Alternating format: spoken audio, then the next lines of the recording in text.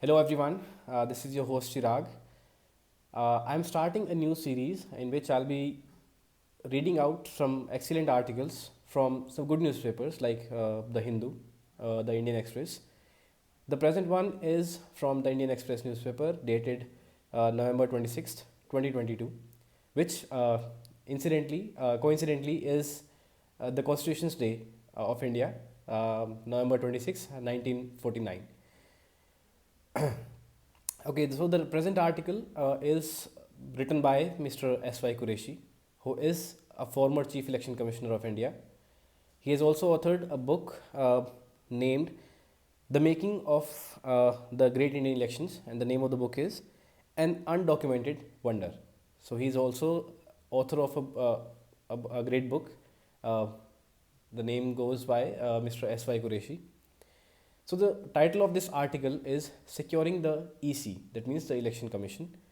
The subtitle is Appoint Election Commissioners after broad-based consultations to ensure neutrality and independence. So by the title we can understand the article is based on how the appointment in the Election Commission, which consists of 3 members right nowadays, is done in India. So चलिए start करते हैं. A vital issue of national importance, dominating the headlines for the last 3 days is the PIL in the Supreme Court regarding the autonomy and neutrality of the Election Commission of India. This PIL was filed by a BJP leader and advocate Ashwini Upadhyay in November 2018, but unfortunately the court did not give it the priority it deserved. When the 5-judge Constitution bench finally started hearing it, the importance of the subject became clear. The Constitution intended the Election Commission to be fiercely independent and vested it with enormous powers of superintendence, direction, and control over all the elections, whether it is the central elections or within the state. The election commissioners are given supreme powers by the Constitution itself. So the apex court has repeatedly adjudged these powers to be absolute and unquestionable. It has declared Article 324 to be the reservoir of all powers of the Election Commission of India, and has repeatedly declared free and fair elections to be part of the basic structure of the Constitution. Right? Being a democracy, we want free and fair elections. So the apex court has been guarding this. Equipped with so much power and authority, it is only expected that the Chief Election Commissioner of India would be fiercely independent and non-partisan. It should not favor any political party. But is that the situation on the ground? क्या असलियत में ऐसा होता है? For much of India's democracy's history, the ECI has performed very well, earning accolades not only from the citizens of the India but across the world.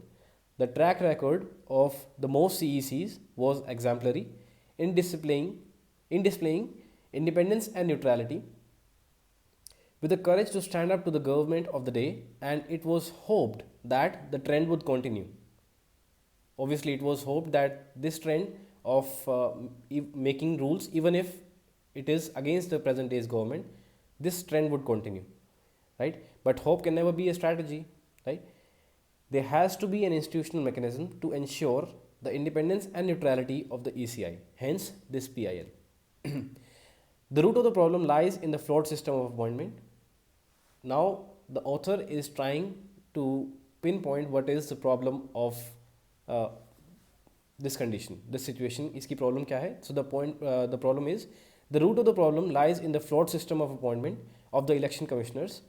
They are appointed unilaterally, that means only a single party or one person or one side is appointing the election commissioners. They are appointed unilaterally by the government of the day.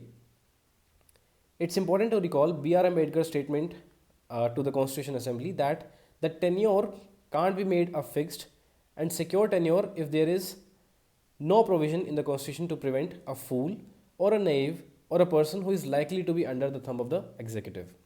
This was said by Mr. B.R. Ambedkar. There has been a demand for appointment through a broad-based consultation, and is done in most countries. So in most of the countries, what is how the election commissioners are appointed? They are appointed on a broad-based consultation. That means a large number of people are consulted before there is an appointment to the election commission.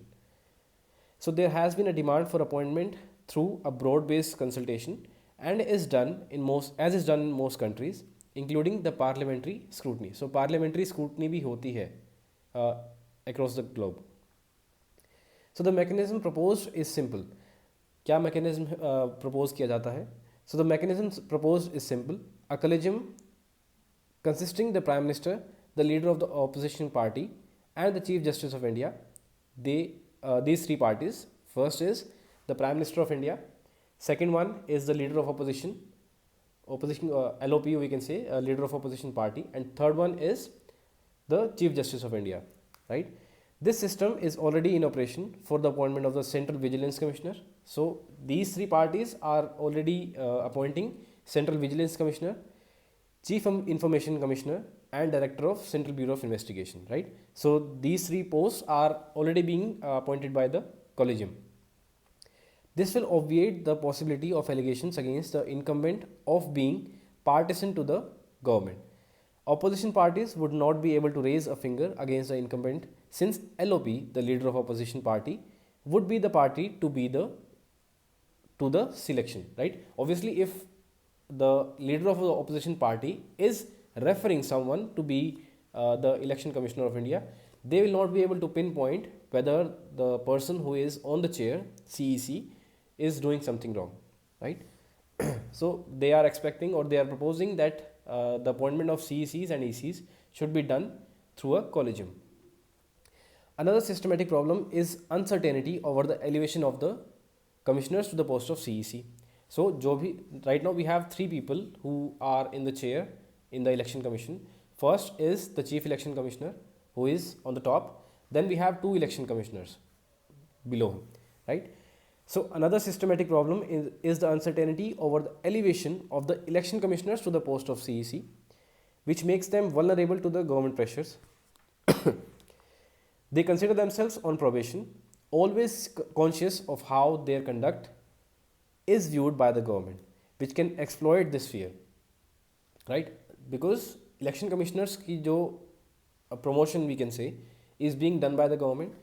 So this is a flaw. This has been regarded as a flaw that the present day government will be checking whether the election commissioner should be promoted as a chief election commissioner or not.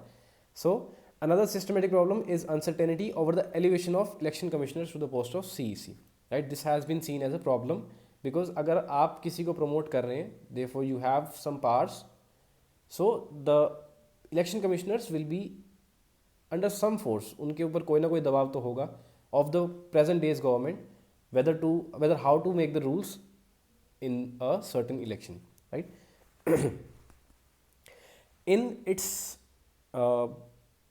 so this thing was corrected, or we can say this thing was referred by the Law Commission. So in its 255th report, the Law Commission of India also recommended a collegium system, right, for appointing of election commissioners, right? पहली चीज़ कि chief election commissioner के लिए they are proposing that there must be a collegium which currently is being appointed only by the present day's government, right? The government in power or the party in power. In its 255th report, the Law Commission of India has also proposed that the appointment of even the election commissioners should be done by the collegium system, right? Collegium system, collegium मतलब एक आपका prime minister, second one is your leader of opposition party, and third one is the Chief Justice of India. So these three parties should we can say vote for, or we can say select a person who must be the election commissioner or the chief election commissioner of India, right?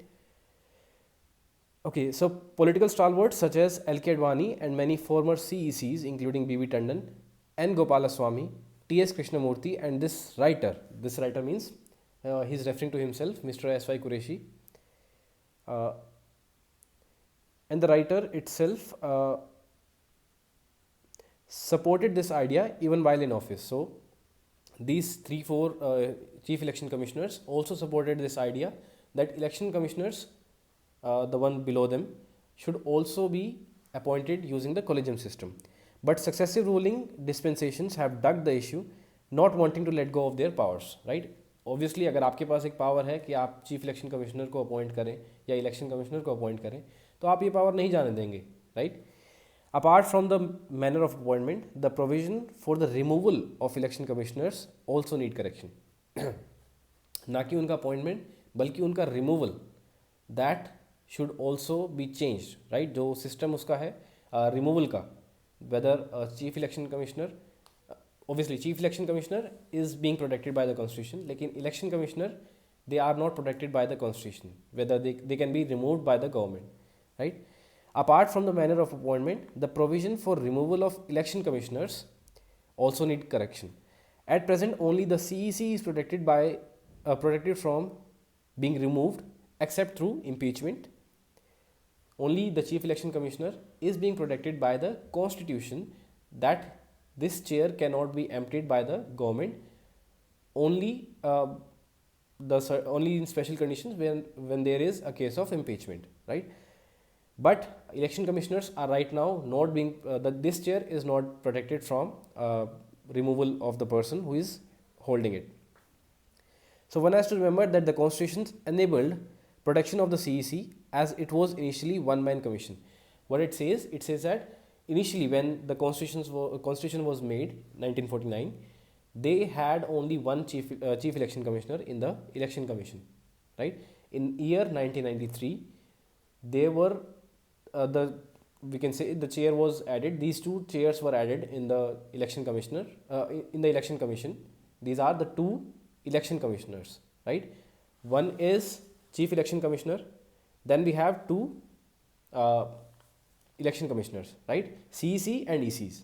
These three constitutes the election commission of India. So logically this should have been extended to the other two commissioners who were added in 1993. देखिए जब constitution बना तब सिर्फ CEC थे, right? When in 1993 we appointed or we added this seat of two additional election commissioners. So this security of chair, we can say that these two people will not be able to be removed by the government. This additional protection should be given when they were given this chair, but this is not the case, right? As they collectively represent the ECI, that oversight will hopefully be corrected by the current bench. Now that the PIL is in action or this was filed, hopefully the Supreme Court will take some action on this thing also. In the rich history of democratic India, all the institutions of the state have come under pressure at one point or another. Obviously हर कोई भी organization हो, at one point or another उनके ऊपर कोई ना कोई pressure आ ही जाता है. But the strength of the character, कि वो इंसान है कैसा और कोई भी organization है कैसी, but the strength of the character of an institution is tested when the political influence is brought to bear on it. जब तक किसी मिनिस्ट्री का दबाव नहीं आता तब तक ऑर्गेनाइजेशन जैसे चल रही है तब तक ठीक है. But when there is a political pressure on any organisation, it's character is shown by that situation only, right? We must have systematic safeguards against this eventuality. So जब भी आता है कोई भी political pressure, then we must have some safeguards ताकि वो उस pressure के अंदर टूटे ना organisation. And this current organization, the election commission, being one of the most, or we can say one of the corners जिसके ऊपर हमारी democracy खड़ी है. So in the recent debate on the electoral reforms in the Rajya Sabha, the issue of appointment of election commissioners was debated and many political parties demanded the introduction of collegium system. राज्य सभा में अगर जब debate हुई थी तब इसके बारे में बोला गया था कि collegium system लाया जाए for the appointment of ECs. Ironically, but is perhaps the most powerful commission in the world. Obviously, अगर हमारी democracy सबसे बड़ी है, then इस सबसे बड़ी democracy का election commission will be the most powerful and the biggest commission in the world. Ironically, but is perhaps the most powerful commission in the world has the most flawed system of appointment. Nowhere in the world does the government of the day unilaterally appoints the election commissioner. It is always by a collegium or even a full parliamentary scrutiny. पूरा parliament इस चीज़ को scrutinise करता है. or an interview. In some countries, the candidates are interviewed on television for the nation to see, right? In some countries, the appointment of ECs, the election commissioners, is even done on the television so that the whole nation can see what is the process and what is going on. When I was appointed the election commissioner in 2006, obviously not me, the author S.Y. Qureshi, hopefully I become. S.Y. Qureshi is saying, when I was appointed the election commissioner in 2006, a top aide of Prime Minister Manmohan Singh told me that my appointment by the government of the day may be its last. इसका मतलब Mr. Manmohan Singh, who was the then Prime Minister, his top aide, उनके right hand, some person told Mr. S.Y. Qureshi that you are the last person being appointed by the present day's government, because he was going to introduce, that means Mr. Manmohan Singh was going to introduce the collegium system in 2006 only, right? This is what is being said by Mr. S.Y. Qureshi.